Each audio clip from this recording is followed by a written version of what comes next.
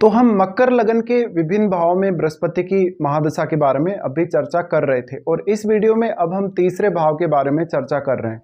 तीसरा भाव यानी जुपिटर का ये खुद का ही ग्रह जहां आपके चार्ट में मीन राशि आपको नजर आएगी।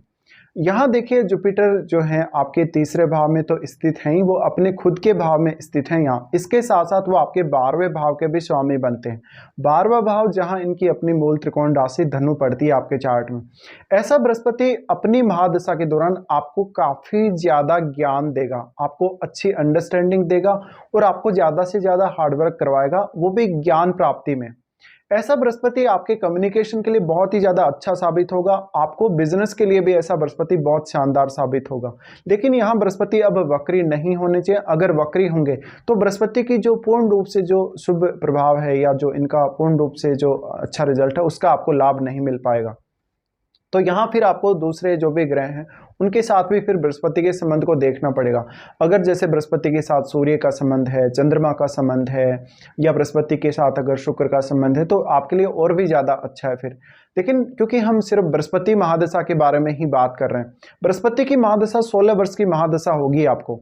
ये दशा लगभग आपके प्रत्येक काम में आपको काफ़ी ज़्यादा सहयोग करेगी। जैसे कि आपका बिजनेस है, आपका रिलेशनशिप है, लोगों के साथ आपका कन्वर्सेशन है, या आपका किसी के साथ कोई पार्टनरशिप है, या किसी भी प्रकार का आपका कोई ट्रेवल है, शॉर्ट टूर है या लॉन्ग डिस्टेंस टूर है या विदेश सेटलमेंट है या विदेश यात्रा है, इन सब में। तो यहाँ बृहस्पति एक अत्यंत शुभ ग्रह होने के नाते मोस्टली आपको एक तो अच्छी अंडरस्टैंडिंग देंगे।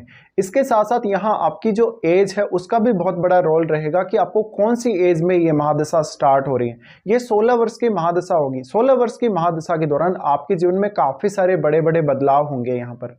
तो यहाँ पे जो मेनली जो रिजल्ट आपको आने वाले हैं बृहस्पति की महादशा में, वो आपकी खुद की क्षमताओं, आपके खुद के ज्ञान पर ही आधारित होंगे। अब आप जितना ज़्यादा एजुकेटेड होंगे, जितना ज़्यादा ज्ञानी व्यक्ति होंगे, जितना समझदार होंगे या जितना मैच्योर होंगे, उतना ही ज़्यादा आपको बृहस्पति की महादशा का फायदा मिल सकेगा। अगर बृहस्पति के साथ युति करके कोई अन्य ग्रह बैठा है तो आपको फिर उस ग्रह के हिसाब से भी विचार कर लेना है। जैसे अगर सूर्य का संबंध है बृहस्पति के साथ या मंगल का अगर संबंध है तो बृहस्पति के जो रिजल्ट हैं आपको और भी ज़्यादा मिलेंगे और थोड़े फास्ट भी रहेंगे, क्योंकि इन दोनों ही ग्रहों से बृहस्पति को अच्छी खासी एनर्जी भी मिल जाती है। तो यहाँ पे जिस प्रकार का भी ग्रह होगा उसी हिसाब से आपकी लाइफ भी मूव करेगी आगे। ऐसे में अगर शनि का संबंध हो बृहस्पति से तो हो सकता है कि आपको हार्डवर्क करने में काफ़ी ज़्यादा डिफिकल्टी रहेगी या फिर आपका काम समय पर नहीं बनेगा। ऐसी बहुत सारी कुछ रुकावटें भी इस दशा में आ सकती हैं। इस दशा के दौरान मुख्य रूप से आप अपने माइंड के द्वारा या अपनी बुद्धि के द्वारा आप जितना ज़्यादा एक्टिव रहेंगे उतना ही आपको फायदा मिलेगा। बृहस्पति 12वें भाव के स्वामी हैं, तो बृहस्पति आपको ज़्यादा से ज़्यादा आध्यात्मिक जो कार्य हैं उनमें रुचि देंगे, धार्मिक कार्यों में काफ़ी ज़्यादा आपकी रुचि देंगे और अन्य मामलों में भी, जैसे कि जो धार्मिक पुस्तकें हैं उनको पढ़ने में या कोई भी पूजा पाठ वगैरह करने में भी आपको ऐसा बृहस्पति काफ़ी ज़्यादा रुचि देगा। इसके साथ साथ क्योंकि बृहस्पति जो है एक बहुत ही शुभ ग्रह है, शुभ ग्रह होने के नाते यहाँ पर बृहस्पति आपको दूसरों के लिए बहुत ही ज़्यादा हेल्पफुल बना देते हैं। इसलिए आप कोई भी सोशल वर्क से जुड़ सकते हैं, आप कोई भी चैरिटी वगैरह भी कर सकते हैं इस दशा में। अब ये दशा का जो रोल है वो आपकी एज के हिसाब से बहुत ज़्यादा मैटर करेगा, क्योंकि हर एज के हिसाब से आपको अलग अलग डिफरेंट रिजल्ट मिलेंगे। जैसे अगर हम हमारे पूरे जीवन को 3 भागों में डिवाइड करें, जैसे हम बहुत ज़्यादा यंग एज में जब होते हैं, यानी लगभग हम जब एक स्टूडेंट के रूप में रहते हैं, फिर हम जब हमारी जॉब वगैरह लगती है, हमारी जो मिड एज आती है, लगभग 25 की एज है या 30 की एज है, या फिर हम बहुत लेट एज में होते हैं, जैसे कि कोई 50 की एज में है, 45 की एज में है, ऐसा।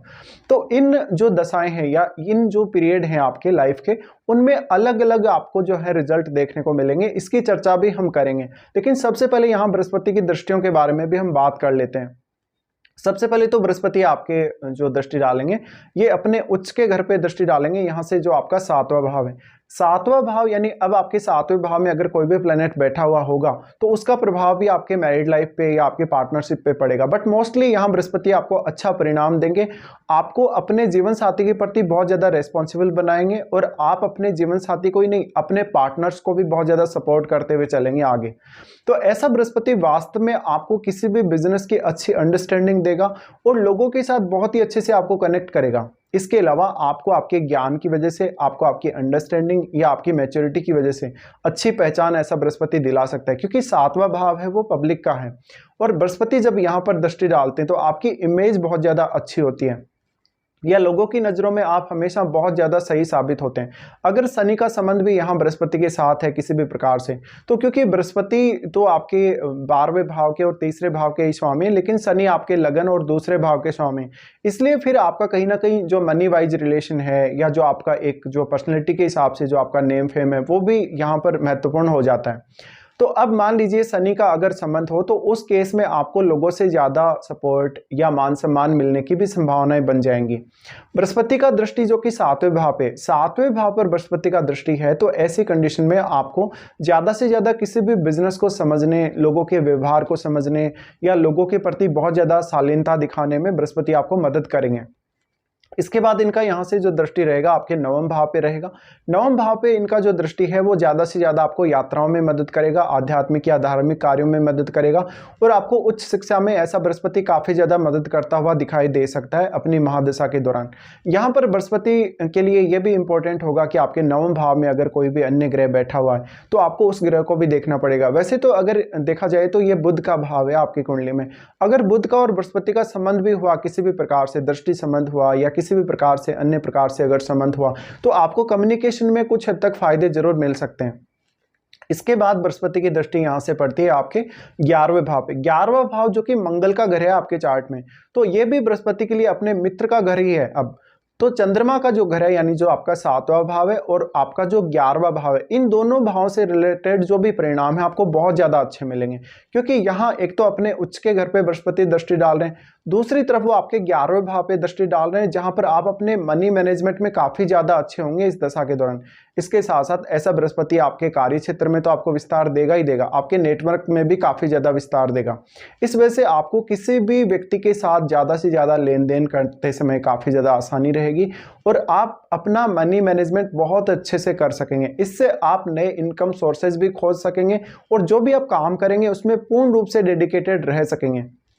अब यहाँ पे आपकी जो मैच्योरिटी है, आपका जो ज्ञान है, उसका बहुत बड़ा रोल होगा और आपको किसी भी व्यक्ति की, दूसरे व्यक्ति की इतनी ज़्यादा सहायता की जरूरत नहीं पड़ेगी खुद के लिए, लेकिन आप हमेशा दूसरों को बहुत ज़्यादा सपोर्ट करेंगे। यहाँ बृहस्पति की जो 11वें भाव पे दृष्टि पड़ रही है, थोड़ा सा आपको ये ध्यान जरूर रखना पड़ेगा। अगर आपने किसी को सपोर्ट किया, किसी पर्सन को आपने सहायता की है, हो सकता है वो पर्सन आपकी सहायता करे या ना करे, तो यहाँ पे कुछ ज़्यादा एक्सपेक्टेशन आपको नहीं रखनी रिश्तों को लेके या अपने किसी फ्रेंड के साथ भी।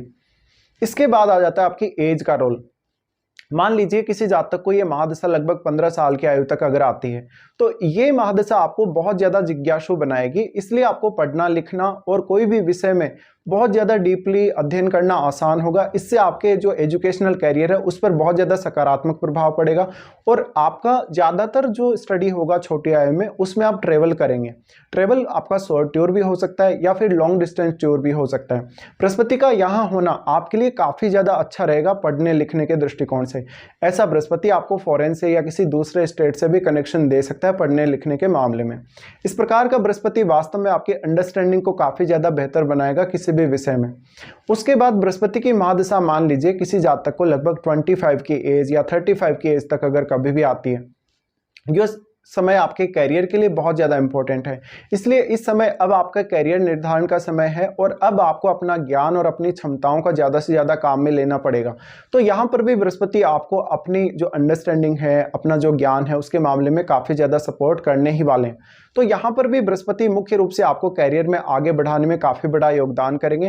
बृहस्पति की इस स्थिति की वजह से अक्सर आपको दूसरों से भी लाभ होता रहेगा, लेकिन खुद की मेहनत का इंपॉर्टेंस आपके लिए सबसे ज़्यादा है, क्योंकि बृहस्पति तीसरे भाव में है। तीसरे भाव में होने से ऐसा बृहस्पति आपको ज़्यादा से ज़्यादा मेहनत करवाएगा, लेकिन ये आपको मेंटली ज़्यादा एक्टिव रखेगा। फिजिकली ऐसा बृहस्पति आपको ज़्यादा एक्टिव नहीं रखेगा, पर आपको टूर और ट्रेवल काफ़ी ज़्यादा करने पड़ सकते हैं।